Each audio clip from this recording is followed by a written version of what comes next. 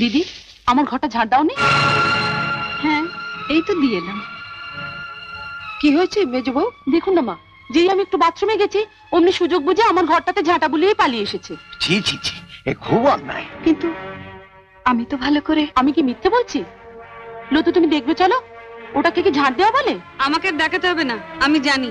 কদিন আগে আমার ঝিটা আসেনি, ওকে কটা কই মাছ কাটতে দিয়েছিলাম, তার আঁশটা পর্যন্ত ছাড়াইনি। এত বড় ফাঁকিবাজ। মা দেখুন, আমার রোজ রোজ এই খিটিমিটি ভালো লাগে না। দেবার বেলা আমরা তো কিছু কম টাকা দিই না। আপনি বরং আমার কাজের জন্য আর একটা ঝি রেখে দিন। কেন?